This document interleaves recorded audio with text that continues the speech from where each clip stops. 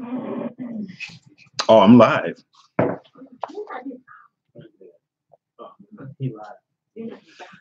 Okay, I'm loud. Oh, I mean, I'm live. Uh, okay, I want to talk about today.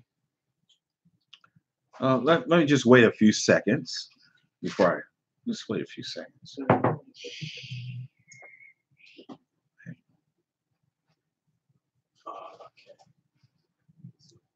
Thank you.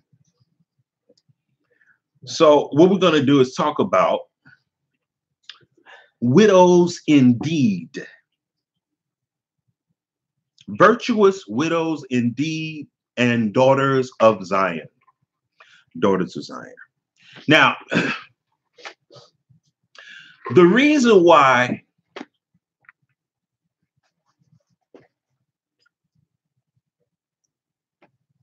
we have what produces and sustains virtuous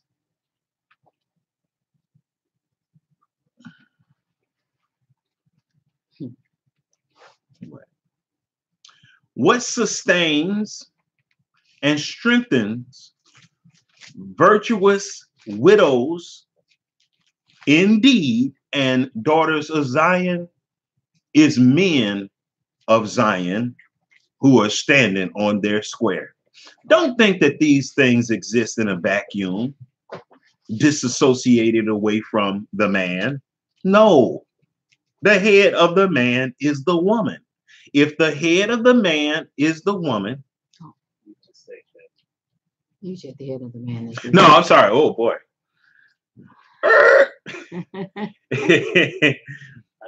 If the head of the woman is the man, that's what I was trying to say. If the head of the woman is the man is responsible for virtuous women. Why? Because the woman is supposed to be doing what? Helping the man.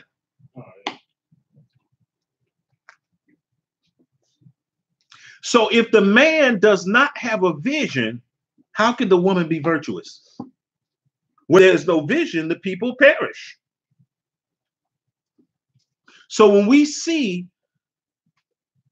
how our women are so disheveled in our society and in our social fabric as Israelites, we need not look any further than the men. The men are responsible for why our women, wives, mothers, daughters, grandmothers are not virtuous. We got a whole generation of unvirtuous women, and it was spawned and came to really fruition, I would say, among our people in the 50s and 60s. White mommy and white daddy went buck wild, and guess what the black people did? Oh, okay, that's the way to do it. We started saying free sex. We started free love, peace, and love, and everybody was having sex with each other in the 50s and 60s. And guess what? That's how you got me and your mama. Where you think we came from? That generation that was born in the 50s and 60s, the 40s, but they became of age around the 50s and 60s. That's where we come from. And look at the slippery slope. When our people didn't have any rights, that's when we was the most civilized. And I'm not promoting slavery, chattel slavery, or sharecropping. I'm not promoting that. But it's just interesting that when we was getting our backs ripped out, that's when we was the closest to God, our husbands, and our wives. When they was ripping our families apart is when we was trying to get, when we was the closest together. Now, Now we're on autopilot. They don't even have to push a button. We'll go in there and push the button to destroy our family. The remote control to destroy our family.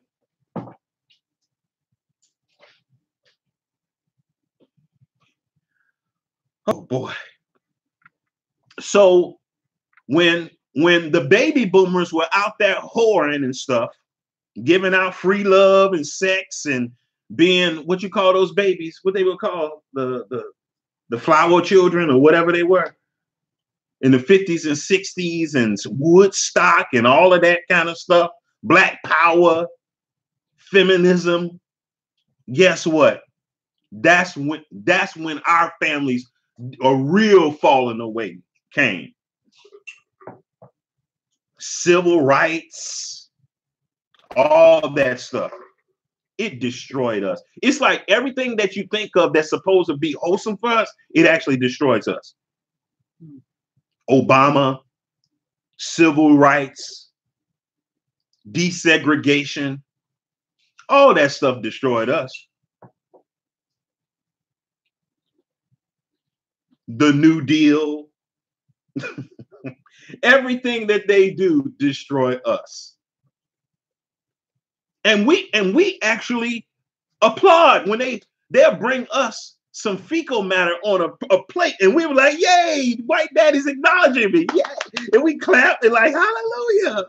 Obama's president. Yeah, that's a turd on a really. That was just a turd on a plate. Not to be vulgar. That's all it was. And we know we liked it. You know why?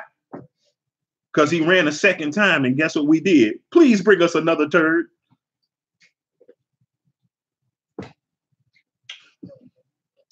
We don't learn, y'all. We don't learn. We love Jedi mind tricks. We love it. Anything that they give us to kill us, we vote for it. To destroy our family. To make us look bad.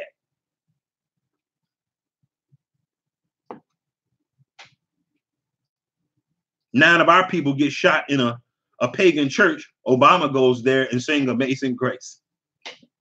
How sweet the sound. And the black clergy standing in back of him, standing there, hallelujah. Sing Obama. Cooning it up, boy.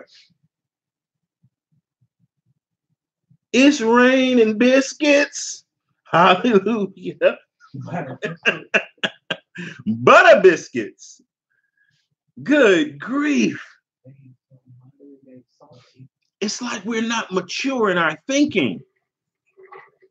So the reason why we don't have any virtuous women, because the men are not making honest women out of these women. The fathers are making whores out of their daughters. The reason why you can't find any virtuous women, because the fathers are making whores out of their own daughters. In Israel and Christianity, especially in Christianity and Israel, that's why you can't hardly find no virtuous women.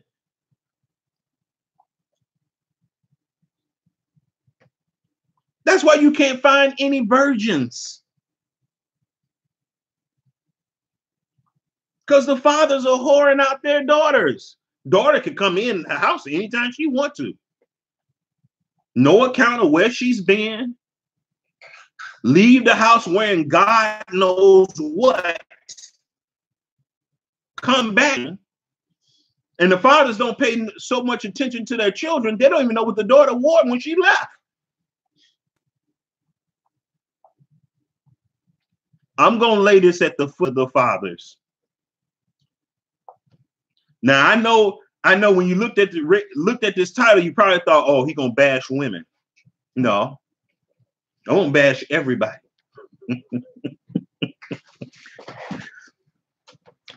and because fathers are not doing their job, they're not training up their daughters to be good wives. It's the father's responsibility to train up his daughter to be a good his daughters to be a good helpmeet. It's the mother's responsibility too, but she's the helper in that.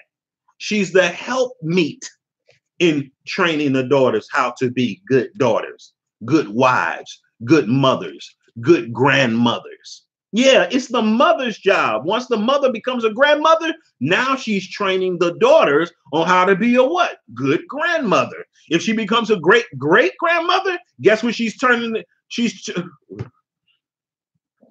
training the grandmothers to be good great great grandmothers.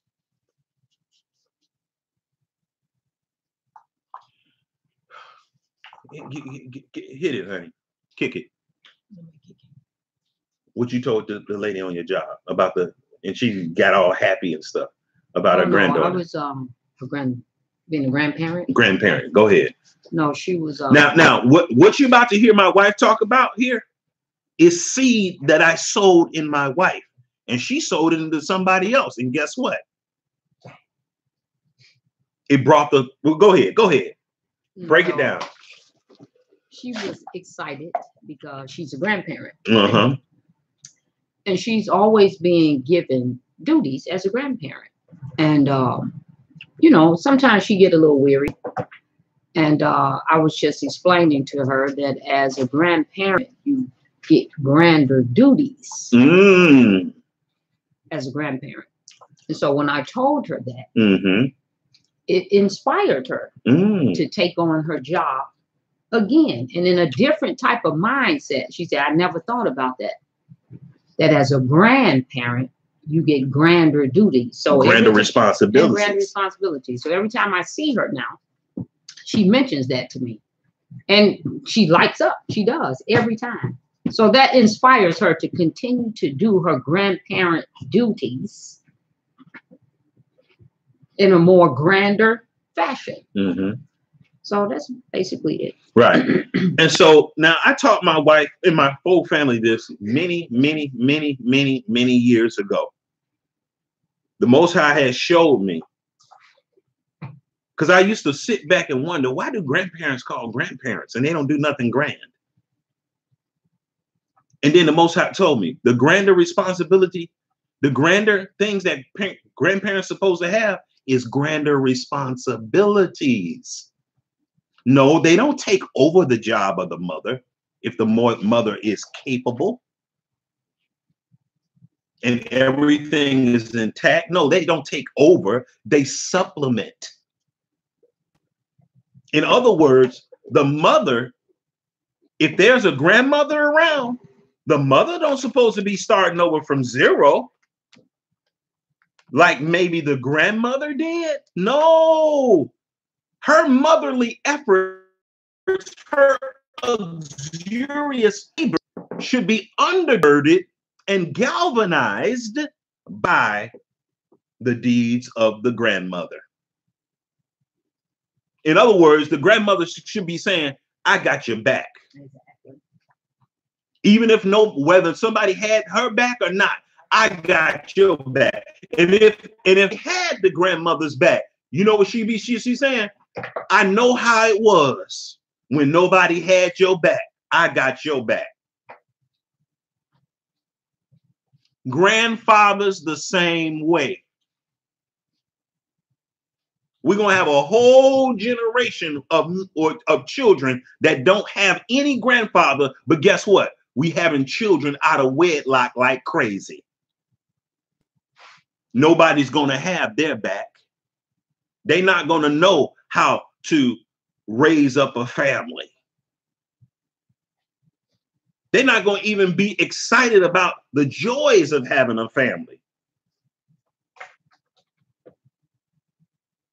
Because they was raised by grandmama, who was raised by her mama, who was raised by her grandmama and her grandmama.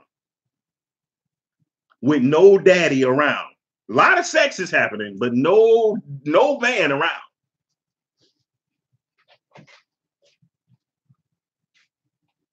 So this is the reason why our nation, there is a dearth of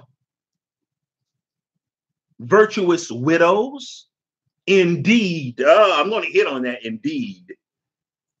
Widows indeed. D-E-E-D. Widows in what? Deed. Let's do that. Batia, hit me up.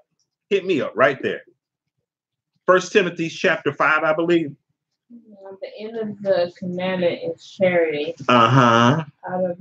Out of a pure heart and of a good conscience and a faith unfeigned. Yeah. Help her out, y'all. What does it say? Where is it?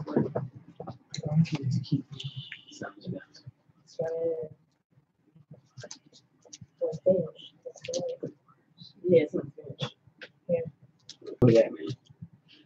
You can look it up. Okay, keep reading, man. From which some having swerved have turned aside unto vain jangling, desiring to be teachers of the law, understanding neither what they say nor wherefore they affirm. Keep going. Oh, what you reading? 1 Timothy 5. Okay, that's wrong. That's wrong. I know that wasn't sounding right. Hold on a second.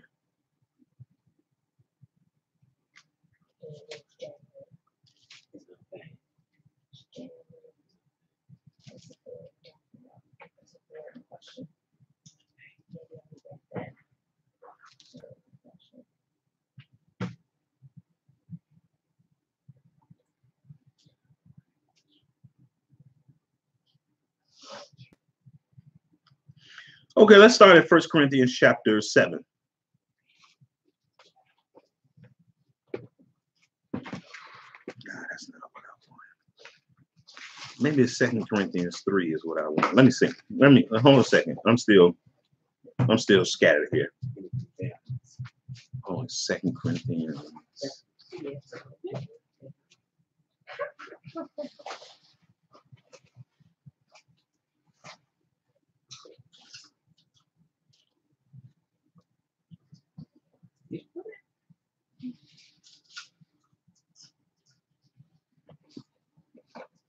Go ahead, just read that. 1 Corinthians chapter 7. That's not what I want, but go ahead. 7:1. Now concerning the things whereof ye wrote unto me, it is good for a man not to touch a woman. Nevertheless, to avoid fornication, let every man have his own wife, and let every woman have her own husband. Let the husband render unto the wife due benevolence, and likewise also the wife unto the husband. The wife have not power of her own body, but the husband, and likewise also the husband have not power of his own body, but the wife. Defraud ye not one the other, except it be with consent for a time, that ye may give yourself to fasting and prayer, and come together again, that Satan tempt you not for your incontinency. But I speak this by permission, and not of commandment. What does that mean?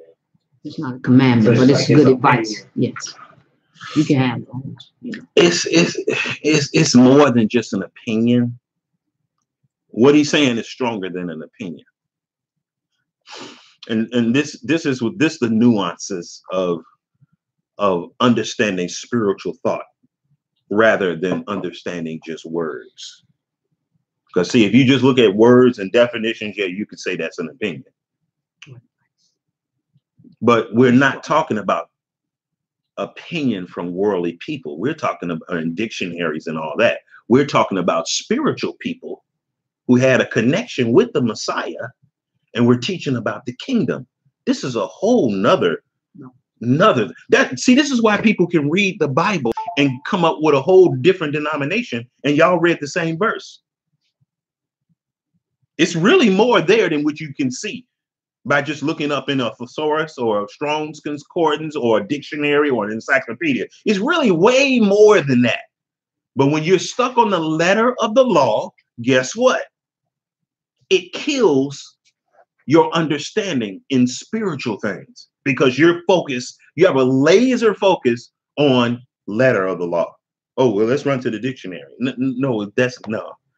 Yeah.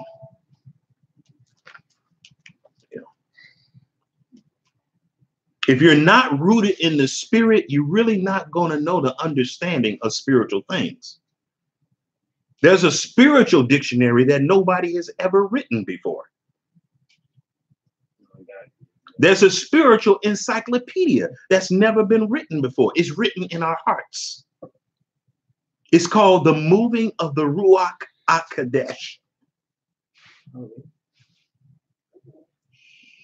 You can't Google this. You can't Google these definitions. Okay.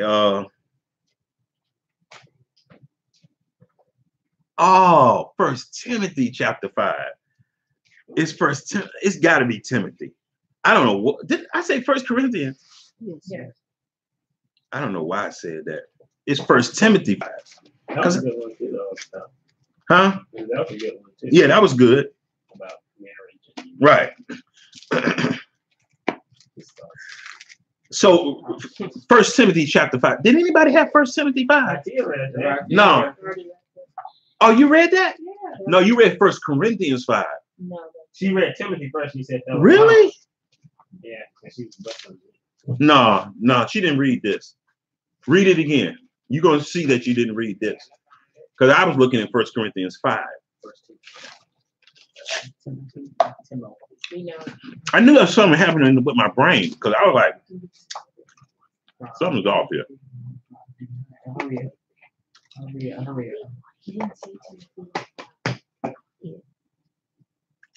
So,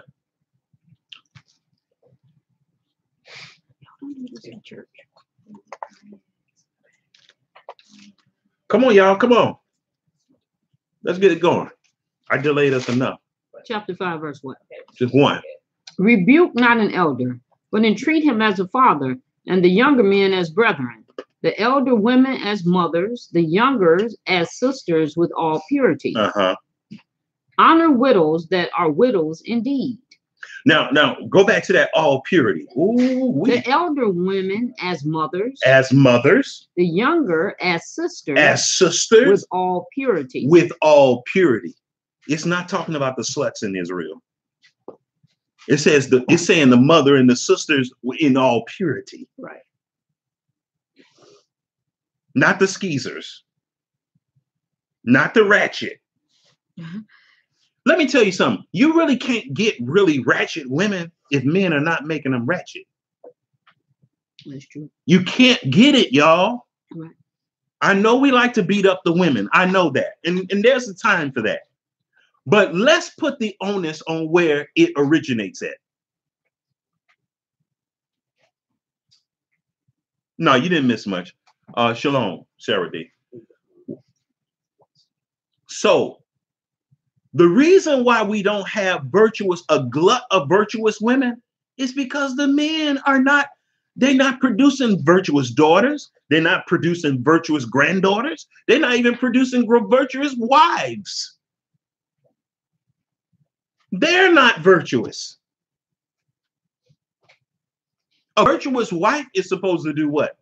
Be a helpmeet to a wicked man? No, a virtuous man. A righteous man. Keep reading. Honor widows that are widows indeed. Honor widows who are widows in what? Deed. What is a deed? What is a deed? It's an action. Very good. Another synonym for deed. Come on, Bachi. We know you got one right on the tip of your lip. I can see you scratching it. Huh? No. Deed is works. Works. Actions. Your deeds are your works. You're going to listen, y'all. I was a Christian for a long time. And I noticed that all the widows, guess what they do? They just sit at their house and wait for people to come visit them, serve them. And they complain about how nobody comes see the widows. But guess what the Bible says? Read it again. Honor widows that are widows indeed. Honor widows who are widows indeed in works. Oh, not just in words. Oh, I'm a widow. My husband dead. Nah, that's nah. Anybody getting this? Yes. Anybody getting this? Widows indeed. And it's going to show you, it's going to give you some bullet points of what a widow indeed is. It's not just a woman whose husband's died. It's not just a woman whose husband died. And all she think about is herself, her children. Guess what she thinks about? Other people. She think about the people in the kingdom. Ooh, I ain't never seen. Well, I have seen widows like this, but they wasn't necessarily Christians. They wasn't necessarily women that read the Bible. I knew women that will wait on people, serve people, bring food to their house, feed their families, drive them around, and they weren't even Christians. And they were widows. That's widows indeed. And in faith. And word and deed. See, everybody want to be a widow. I'm a widow. Oh, where's my money? Where's my check? Where's my free stuff? I'm a widow. My husband dead. Where's my free stuff? My light's about to go off. Well, when your husband was alive, oh boy, I'm about to preach. When your husband was alive, how much did y'all minister to other people?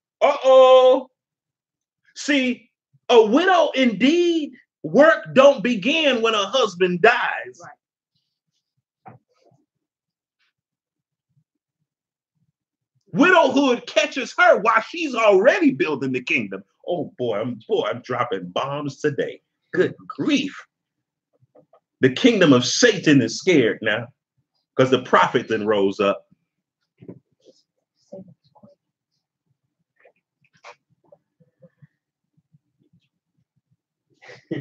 How is it that you were a widow indeed, but when your husband was alive, all you was thinking about was feeding your children, making love to your husband, making sure your car had gas in it? Was you waiting on widows when your husband was alive? Well, how in the world are you a widow indeed? You wasn't thinking, you didn't start thinking about widows until you became one. Oh boy. Oh. Now you want everybody else to start a widow ministry. Why you didn't have a widow ministry before your husband died? Before you became homeless, why wasn't you housing the homeless?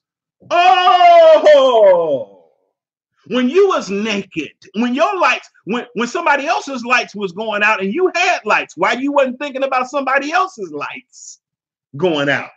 In the kingdom, in the kingdom, in the kingdom, don't be taking your money and bringing it to the Salvation Army.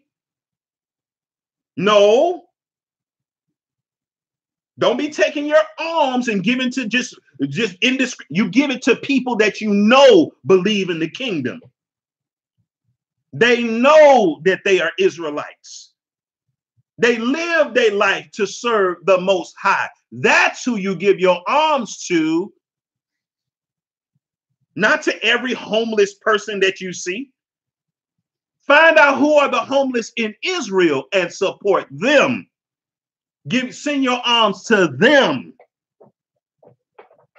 You still got Hebrew Israelites sending their tithes to Christian ministries.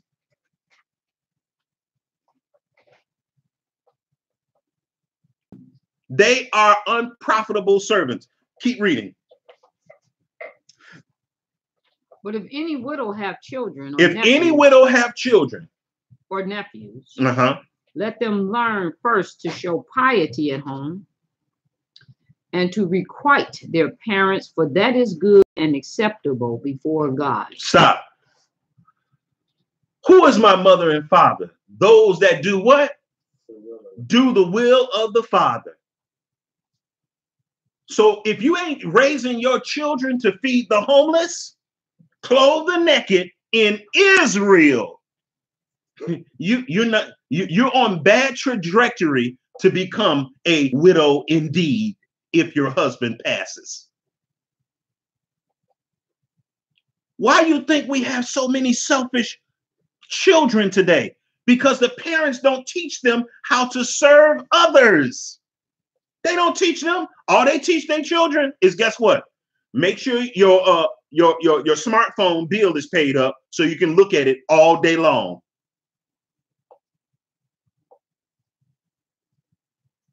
Make sure all your apps on Google Play is paid up so you can play games all day.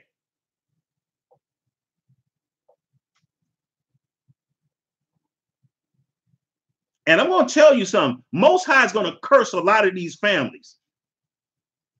You let your children take their smartphones to their room and sit in the room for 6 hours with it. They're not going to be saved. They're going to hell. And you paved the path to damnation right in their bedroom. So a widow indeed is a widow way before she's a widow indeed. She has the characteristics of a widow indeed way before she even becomes a widow. Way before a woman becomes a widow, she has the trajectory to be a widow indeed. If she's keep going, because it's going to get into it. So she has to be training. She has to be helping her husband raise up a second generation of kingdom citizens. If you didn't do that when your husband was alive, guess what? You're not no widow indeed. If you didn't feed the homeless and the shelter and call on the saints and fellowship with the saints and have them over to your house and wash their feet. Oh boy, pride's rising up. Now I ain't washing nobody's nasty feet. I ain't washing nobody's bunions. Okay, well, okay, well, you just won't be in the kingdom because you too uppity. I ain't never been over no widow's house that I have brought gifts to and she's offered to wash my feet or my wife's feet. Have you, honey? And we visited widows.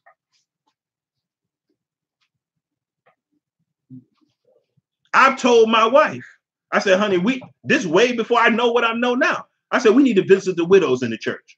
Didn't I tell you that, honey? Mm-hmm. We did this decades ago, y'all. Come on. When I was a Christian, I do this stuff. This like baby stuff. I was doing this way before I met my wife. I was visiting widows way before I met my wife. That was just something I just knew I had to do. Visit them in the nursing homes. I used to be a regular face at the nursing homes in the hood. I always made it around to the nursing homes. Why is that important? Why is it important for a man to visit the widows and all that kind of stuff way before he get married? Because he's going to know what trajectory to put his wife on. Because he's already on that path. You don't put her on a path that you ain't been on. You can do it, but that's not the proper protocol.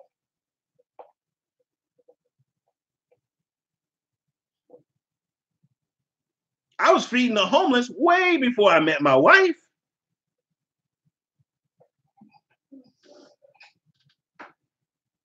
Visiting people in prison way before I met my wife and started having children way before. And I got receipts. I'm not just talking, making up stuff to make myself look good. Way before YouTube even came out, I was doing this stuff. I wasn't making videos in the what? 1994.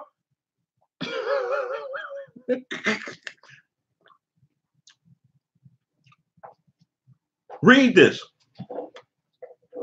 Read this, some good stuff. Go ahead. Now, she that is a widow indeed and desolate, trusts in God and continueth in supplications and prayer night and day. But she that live in pleasure is dead while she lives. And these, hold on. She desolate. What does this desolate mean? It means that she is living not extravagantly. That's what the word desolate there means. She's also desolate because why? It's obvious. Her husband's dead. So it don't matter how much Social Security she get. It don't matter how much insurance money she got. Guess what? She's still desolate. I don't care how many homes her and her husband owned when he was alive. If her husband is dead, she's desolate. What is that to say about all these women running around here single? And they boasting, talking about they are a bad woman, a bad boss woman. What is it to say? The Bible's telling us that they are desolate because the head of every woman, I don't care what, is what? It's the man. I don't care if you're not married. The head of every woman is a man. If it's not your husband, it's better be your father, your uncle, or your brother, or your grandfather. A woman should not be running around here and she's not under the spiritual covering of a man somewhere. And you calling yourself an Israelite. And you love the Most High. You love the Most High, who is a man in heaven. And he's put a man over you on earth, but you say you love the Most High. I don't understand how that could be. How could you love the Most High and you don't have no covering on earth? You got a covering in heaven, but not on earth. Matthew 16, somebody read that. This is not the way it's supposed to be, y'all. This is the kind of stuff that produces whoredom. Kingdom come, thy will be done on earth as it is in heaven. Thy kingdom come, thy will be done in earth as it is in heaven. You see? You don't supposed to be running around in the earth, Israelite women, and you don't have a man as your covering. That's why they have pastors. You're supposed to have supposed to have a pet. Some man is supposed to be over every woman. Every woman. That's what the Bible says.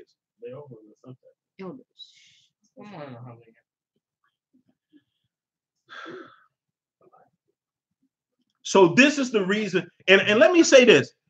The place where all these women coming from, where no covering is because of men. We're not doing what we're supposed to be doing. That's why you got women running wild, because men are running wild. What? Keep going. But she that lives in pleasure is dead while she lives. And these things give in charge that they may be blameless. But if any provide not for his own, and especially for those of his own house, he have denied the faith and is worse than an infidel. Now, this is talking about what? Who? Men or women? The men. Huh? The men. No, it's talking about women. Oh, for real? The whole chapter is talking about it. This whole part of the chapter, let me say that. They're talking about that. That's all I thought. I will. Oh, okay. I know she had to provide. She don't have. Oh, okay. Look what it says in verse 6. But she that liveth in pleasure, she is dead while she liveth. And these things give I charge that they may be blameless. But if any provide not for his own house, and especially for those of his own house, he hath denied the faith and is worse than an infidel. But this is in the context of the wife. Even though it says he and his, it's talking about the wife. It's talking about the widow. Now, you know what the scriptures always apply to? Exclusively to men. But look what it's right up under. It's talking about the widow. And look, and if you just keep reading. Let not a widow be taken into the number under 80 years old. Now, oh boy, I'm messing up the game, the widow game now. The Bible says, do not let a widow be taken in what? Into the number under 80 years old. Into the number of what? 60. Right. But what number? Let them not be taken in the number. I don't know. Okay. What verse is that, baby? 9. 9. Let not a widow be taken in the number. What number? The number of widows. The reckoning of widows. Don't let her be counted among the widows if she's this. Widows never bring this up. I've never heard one widow in my life bring this up, and I've been sitting back watching for decades. Let not a widow be taken into the number under 80 years old. So if she's under 60 years old, she can't be taken. She don't get the privileges of widows. Why do you think that is? If she's under 60, why? Because she can they can remarry. They can have children. You know what would happen with these women if you start taking them under and there's no age limit? They'll just start laying up on the church. They'll start taking advantage of people's benevolence.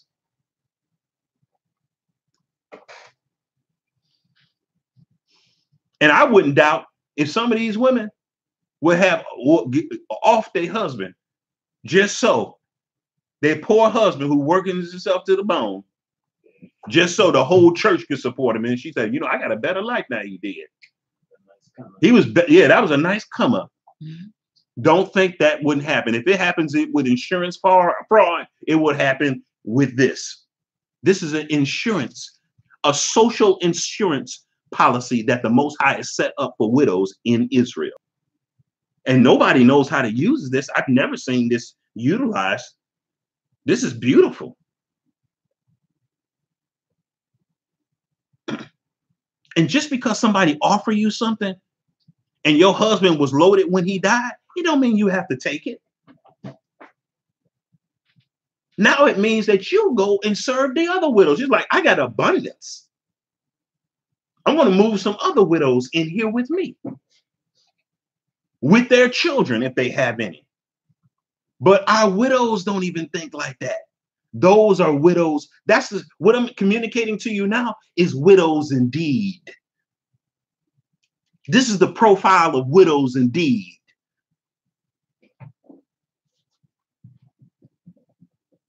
I have seen widows whose husbands die, and all they do is lament about nobody visiting me.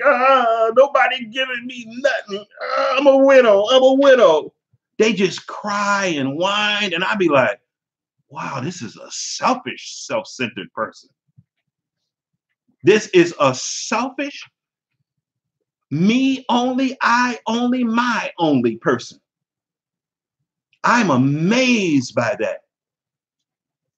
All they think about is me, I. You never hear them talk about, you know what? I'm ministering to somebody. I'm ministering to another widow. They'll sit around for years crying about their husband died. They will sit around for years crying that their husband died. You don't think nobody else's husband died? Mm-hmm. In all this time that you've been crying about your husband? Why don't you go minister to them, and that'll get your mind off your dead husband? Mm-hmm. But the reason why they can't do that, you know why? Because like the Bible says, they are dead while they're alive. That's why they always think about themselves. And all these black single women in our nation, a widow got her work cut out just trying to teach women how to be women and help them find husbands, righteous husbands, and take care of their children. But instead, they sit at home and lament that their husband died and they navel gaze at how beautiful their navel is. That's not what you're supposed to be doing. Huh? That's not what you're supposed to be doing. No, that's not what you're supposed to be doing. That's the kind of stuff that turns you into a devil. Focusing on you, your problems, your children, your light bill,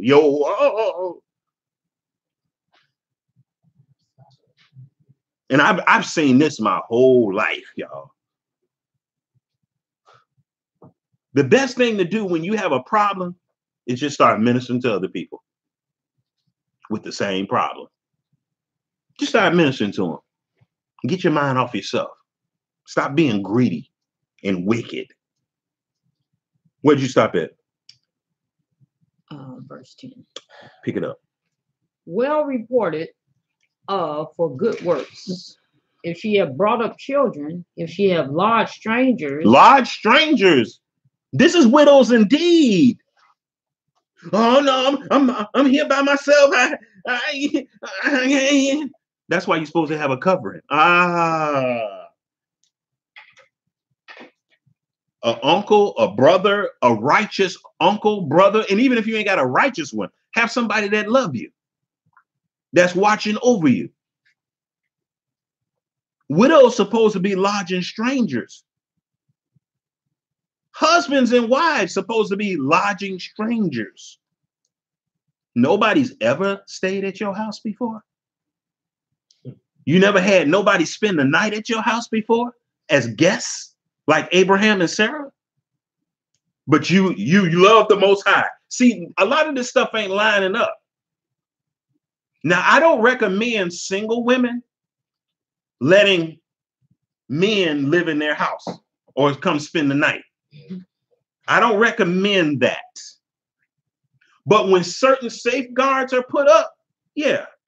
If you're single and there's certain safeguard, there's another female there or another male there or a male that you know is a part of your family, yeah, you should be lodging strangers. That's a part, that should be a part of your spiritual profile, that you will lodge strangers. You are charitable.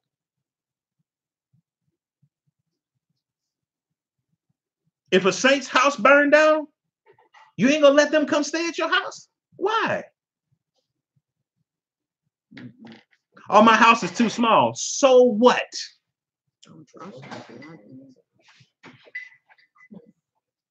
I didn't say be a fool, okay? And just let the devil in your house because their house burnt down. And the reason why it burnt down is because they are a devil. But anyway, we'll keep going. All right. Okay. But the younger widows refuse. For when they have begun to wax wanton against Christ, they will marry. Uh-huh. When they get tired of Christ and living alone for Christ, guess what? They're going to say, I'm just going to get married. These are not widows indeed, y'all. These are fair weather widows. Keep going. Having damnation because they have cast off their first faith. And withal, they learn to be idle, wandering about from house to house, and not only idle, but tattlers also, and busybodies, speaking things which they ought not. And I will therefore that the younger women marry, bear children, guide the house, give none occasion to the adversary to speak reproachfully. For some are already turned aside after Satan. And if any man or woman that believes have widows, let them relieve them. And let not the church be charged, that it may relieve them that are widows indeed. Exactly. See, that is a very intelligent system. That's a very intelligent system to take care of the widow. In other words, if you got widows in your local churches, hey, y'all take care of them. Don't put that burden on the whole assembly. If you got some people that could take care of that lady, do that. Let her come under the covering of your roof. If she, for some reason, is homeless or whatever, or indigent, you know. Hey, Clarence Ray, shalom. I'm doing pretty good. Good to see you, brother. So we're talking about widows indeed. I bet you ain't no widow that I've ever met who bragged that they a widow ever read this whole chapter and been taught to them by a leader in Israel. A man of wisdom and understanding, a man of God, a man of the Most High. They ain't never taught this. So women don't know how to carry themselves. Why?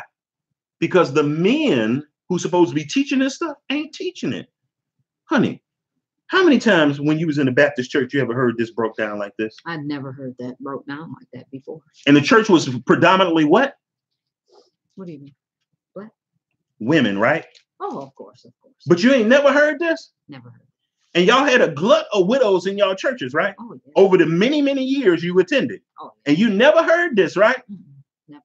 You know why you ain't never heard this? Because the pastor don't want to let up off of that cake. Oh. That's why you ain't gonna hear nothing about 1 Timothy chapter 5. This is messing up the money in his pocket. I thought this covered the mother's board. Well, the mother board can't get no money if the daddy board. Come on now. Am I preaching yet? The mama board can't get nothing down if the daddy board. Well, they was looking real righteous in their white. They was looking real righteous in their white. Keep going. That's it. It's nothing else. That's it. Wow. Oh, you read the whole chapter? I read all about widows. Okay, so this is about widows, y'all. Now, let's go to Proverbs 31. Let's talk about the virtuous woman, the daughters of Zion. Let's talk about the daughters of Zion. The reason why women don't know how to behave is because men are out of order. Women are not going to be able to get men in order. They're not. When men, and let me tell you something, when men get in order, yeah, women going to buck up against it because they're going to be seeing some stuff and hearing some stuff they ain't never heard before. They're going to even say it's not even of God. But a man got to do what a man got to do to get this kingdom in order. So, okay, somebody give me that. Proverbs, what is this? 31. Sorry, where? 10? 10. Yeah. Who can find this virtuous woman? Uh-huh. For her price is far above rubies. The heart of her husband does safely trust in her, so that she shall have no need of spoil. She will do him good and not evil all the days of her life. She seeks wool and flax, and works willingly with her hands. She is like the merchant ships. She brings her food from afar. She rises also while it is yet night and gives meat to her household and a portion to her maidens. She considers a field and buys it. With the fruit of her hand, she plants a vineyard. She girds her loins with strength and strengthens her arms. Now listen to this, y'all. When you read Proverbs 31, guess what it doesn't directly mention? It don't mention nothing about her prayer life as we know it. It's mentioning her prayer life, but a lot of y'all ain't gonna be able to hear it. It's been talking about her prayer life the whole time that my wife been reading this. Everything that we read in here, guess what? Is indicative and implicit of the prayer life of the virtuous woman.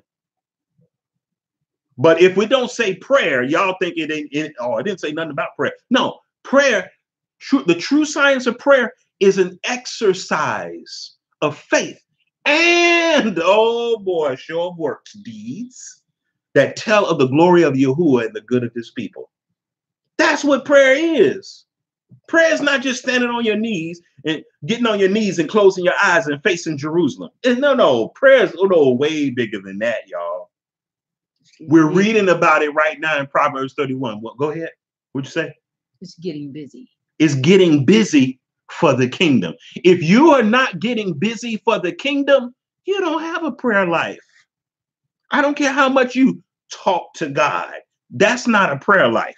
If you're not doing nothing for anybody in the kingdom but your little kids and yourself, you don't have a prayer life. Prayer is the life of the soul, the true science of prayer, which is an exercise of faith and a show of works. That's the life of the soul. And if you're not doing nothing to grow the kingdom, you don't have a prayer life, y'all. All that babbling you talking about, that you be talking and saying you talking to God, it's just an abomination you're sending up. Because you're only praying about, guess what? How the Most High can bless you to bless you. That's not prayer. That's wickedness. So there needs to be a great revival in prayer reform. Keep going. She perceives that her merchandise is good. Her candle goes not out by night. She lays her hand to the spindle, and her hands hold the distaff. Mm-hmm. She stretches out her hand to the poor.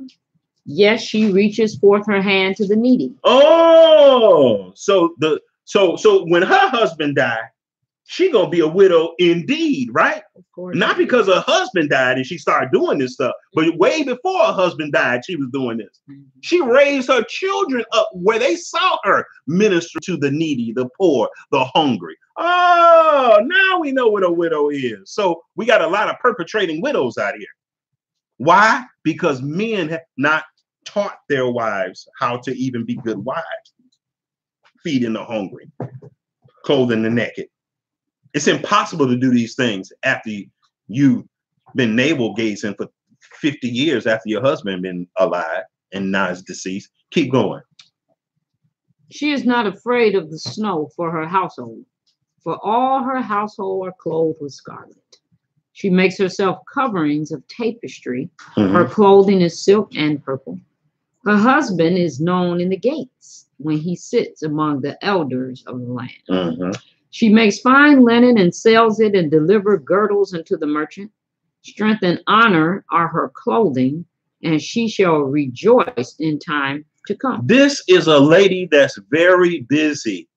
All this busyness for the people in the kingdom. And yes, the virtuous woman in Proverbs 31, she's doing these things exclusively for the nation of Israel, predominantly for the nation of Israel.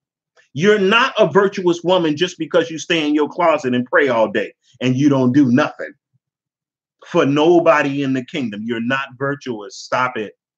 You're not virtuous if all you do is give your children baths all day, clean your floor, wash your car. You're not virtuous. Yeah, you busy, but you ain't building up the kingdom. You're just building up yourself. Keep going, baby. She opens her mouth with wisdom, and in her tongue is the law of kindness. The law of kindness is in her mouth for the kingdom citizens. That's the law in her mouth. She's kind. I want to tell you, I don't hear a rambunctious woman like you be seeing Juanita Bynum, all loud. And this don't sound like no Juanita Bynum. This don't sound like no Paula White. This don't sound like these wild, loudmouth Pentecostal women. That's all loud and copying men the way they preach, shaking their wig all over the amphitheater. Go ahead. She looks well to the ways of her household and eat not the bread of idleness. Her children arise up and call her blessed. Her husband also, and he praises her. Many daughters have done virtuously, but thou excellest them all. Favor is deceitful and beauty is vain, but a woman that fears the Lord, she shall be praised. Now, if you read Proverbs chapter 31, The Proverbs chapter 31, guess who it's really addressing?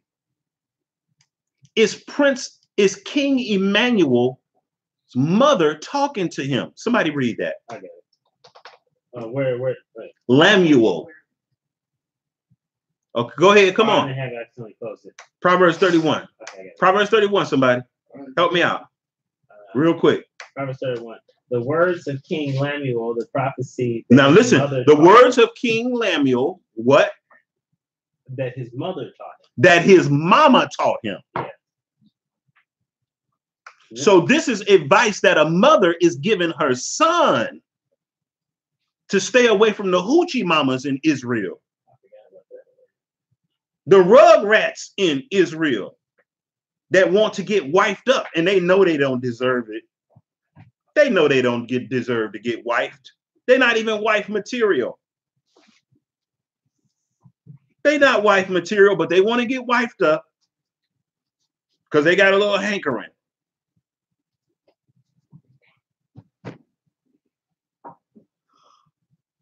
But they don't want to build a kingdom.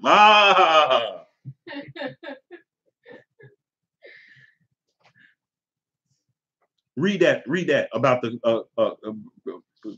King Lemuel. Did I say Prince Lemuel first? I know you said king. Okay. The words of King Lemuel, the prophecy that his mother taught him. A prophecy. Now, most people would say this is no prophecy. Yes, it is. It's about his life. It's about his life, and it's about the nation of Israel. What we're going to be to all other nations, and what we're going to be to our nations. Like the Bible says. Keep going. What my son, and what the son of my womb, and what the son of my vows, give not thy strength unto women, nor thy ways to that which destroyeth kings. It is not for kings, O Lemuel, it is not for kings to drink wine, nor princes strong drink, lest they drink and forget the law and pervert the judgment of any of the afflicted. So don't get with a wicked woman. Men are creating wicked women. We wouldn't have as many whores in Israel if men were not creating them. The assembly line of all these whores in Israel come off the assembly line of men. That's where it comes from. And like my son just said, it takes two to tango. It's men are producing these whores. We're not making righteous women out of these women. We're not. And a lot of us are not even making righteous women out of these women. Even when we marry them, we turn them into whores.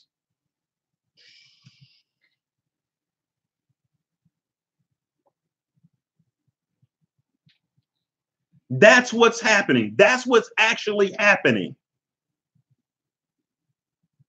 Men are turning women into whores, and that's why you can probably live your whole life 10 years and not run into one virtuous woman. And you're definitely not running into one that can define it by the scriptures, even if they're all Israelites. No, you can't. Ask them what a widow is. They can't break down to you what a widow is. You know why? Because no man is going to teach them what a real widow is. Why? Because the man is trying to get into their pants. So the men don't have time to teach about virtuous women. You know why? Because they're trying to get into the pants. They're not trying to build the kingdom. And so what that does is degrade our women. And as a result, it not only degrades our women, it degrades the children that they're going to have out of wedlock. So women, let me tell you something. And I know in this, with all these whorish men around here in Israel, it's going to be difficult. But I'm going to put this word out there. Find a man who's serving the Most High and get under him. And that don't mean get in the bed with him. Unless you marry him.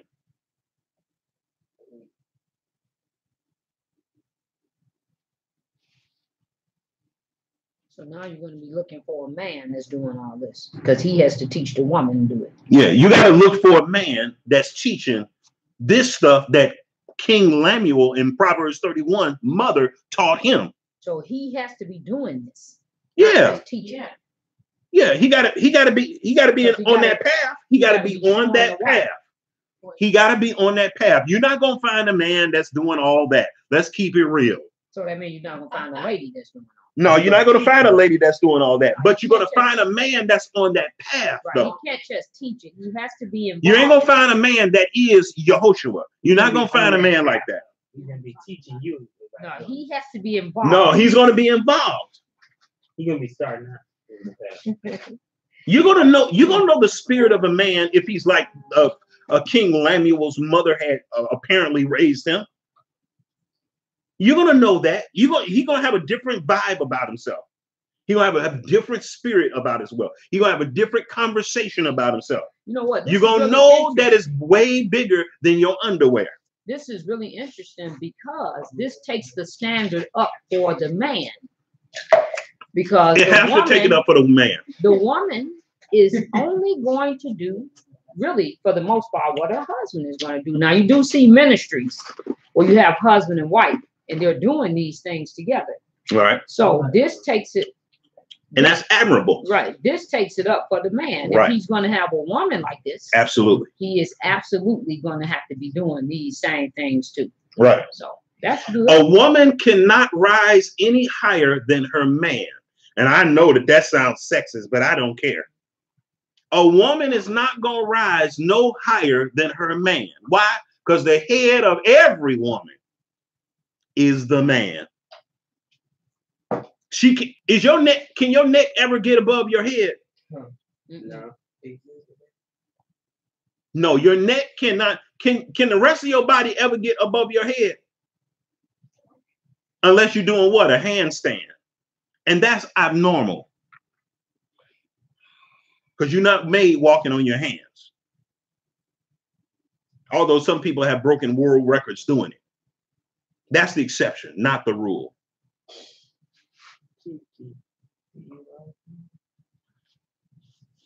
Very smart point at your wife. So yeah, it's the man's responsibility. And our women don't really trust us anymore because we have been catastrophic failures. And so a lot of stuff that we're labeling as Jezebel is really coming out of a place of frustration, disappointment, and fear of what men, the trajectory that men are already on. So women, so when a man sees that a woman is not compliant, they pull out the Jezebel card and slap her with it. Exactly. They try to slap her back in line. Right. And that's actually a tool of manipulation. True.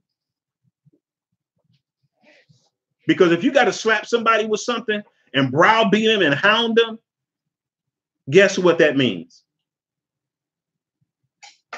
Go ahead, Savannah. You got the answer. You're not leading by example. It means you're running game. That's what it means. It means you're running game. You see? So that was Proverbs 31. We looked at 1 Timothy chapter 5. Let's go to the book of Titus.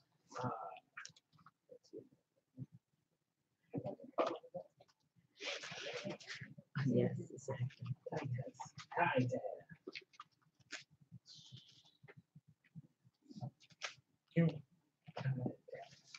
You know, I did have one young lady when I was pregnant. This is the first time that anybody ever addressed me and said, from the church, you know, do you want me to come over, clean up your house for you, cook you something? Wow.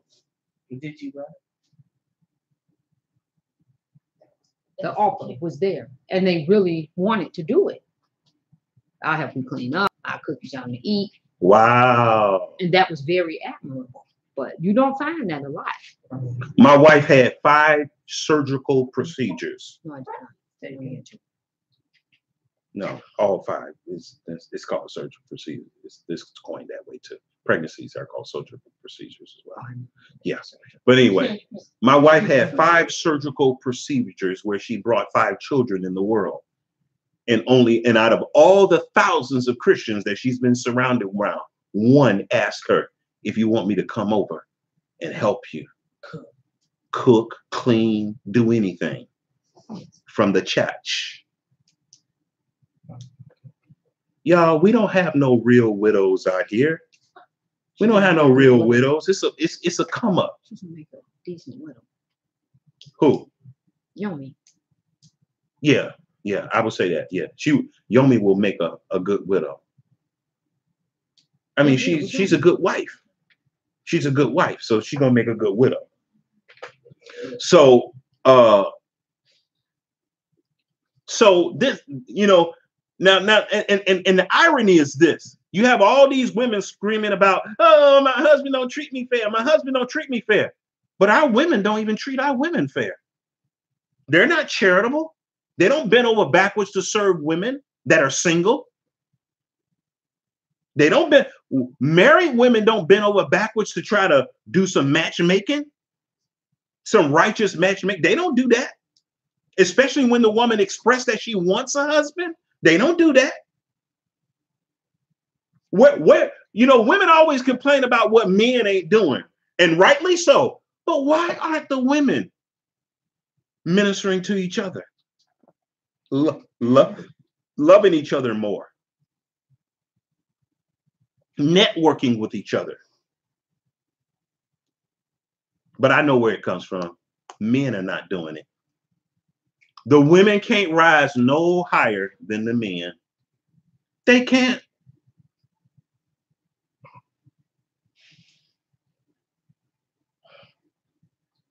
When a man has a family, the only family he's concerned about is, guess what? His, the one that's under his roof. He's not concerned about nobody else in the kingdom. Nobody else. It should be a husband prodding a wife saying, hey, she's pregnant over there. Let's buy her something. Let's go over and visit her. Let's see how she's doing. Let's see if she needs anything. Let's go help her with her baby. See what, that's the kind of stuff we should be thinking about, y'all. See, by being benevolent, you know what that does, y'all? You're able to prove people when you're generous with them. You're going to be able to prove who is greedy, who really needs help. You're going to figure out who's a liar, who just want to come up. You're going to be able to find out a lot of stuff when you're generous. When you come to the aid of people, the hungry, the needy, the widows, the fatherless, the orphans. You learn out a whole lot about people when you deal with them through personal ministry. You really do. And I want to tell you something. I really enjoy personal ministry. Without a lot of fanfare, just help people. And I'm not just talking about, now that I know Israel is my focus, that's what I focus on. And because there are not a lot of Israelites around me, I don't use that as an excuse not to help anybody. If there's no Israelites around you, you better be helping somebody. Even if they're white. No. You drug it. You better be helping somebody. Most High didn't put you here just to be selfish. But anyway, we're supposed to read Titus, right? Yeah.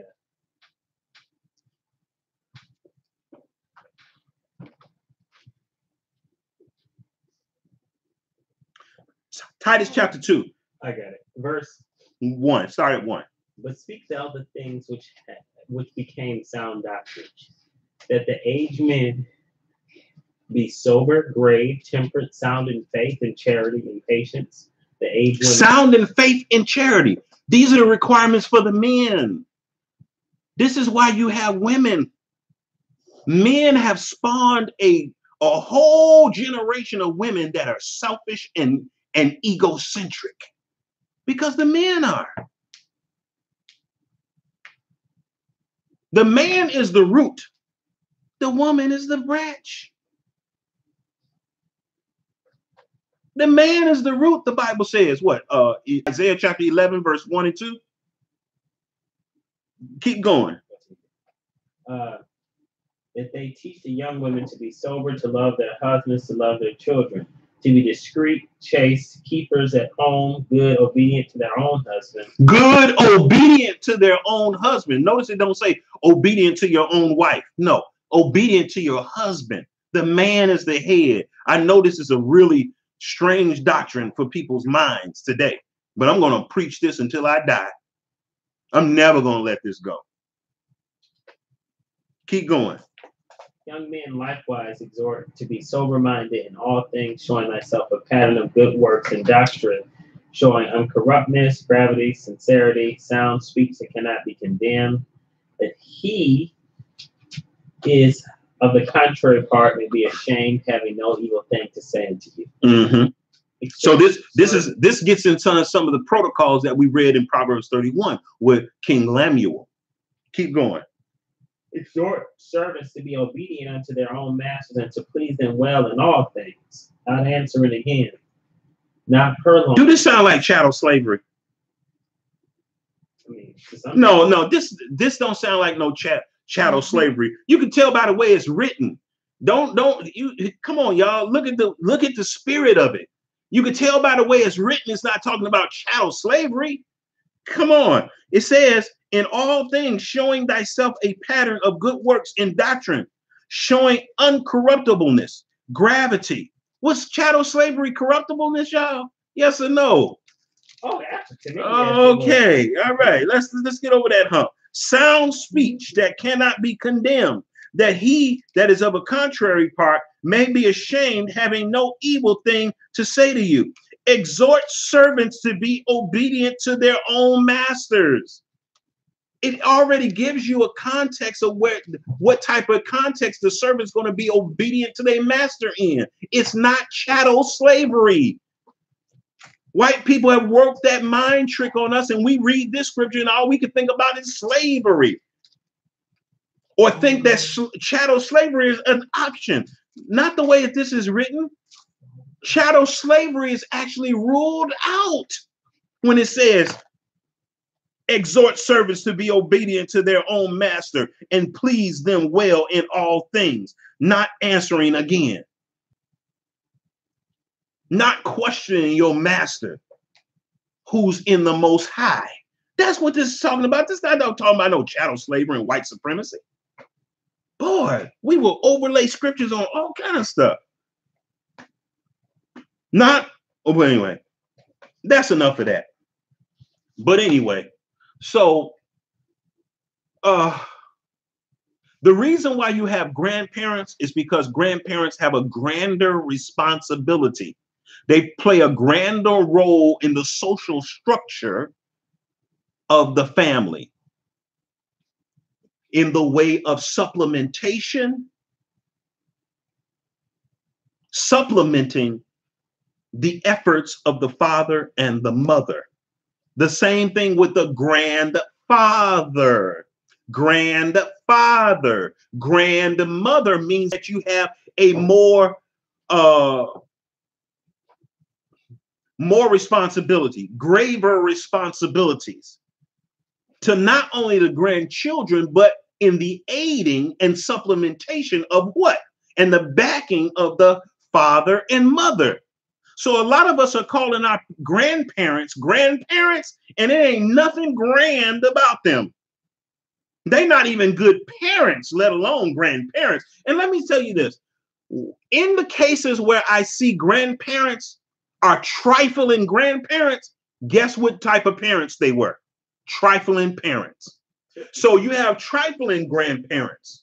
So you're going to have to put the adjective trifling before these parents and grandparents. Trifling.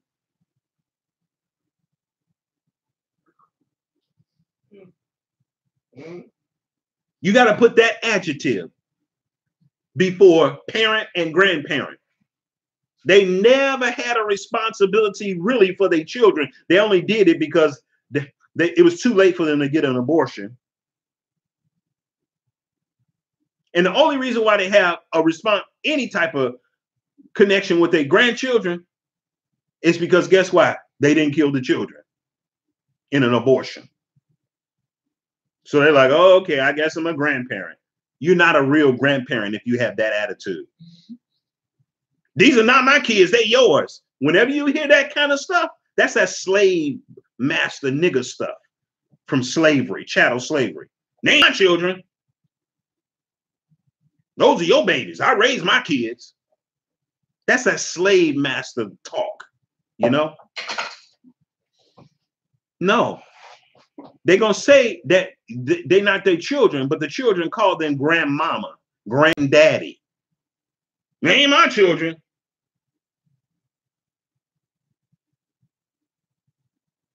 Nobody said you had to take over, but you should be helping.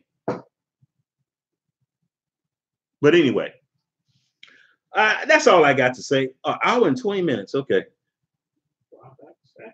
Anyway, this is Prophet Robert Nawabi. I just came on here to talk about widows indeed. Widows that are widows for real, for real. You can't be no widow for real, and you wasn't even a good Israelite for your nation for real, for real. The two go hand in hand.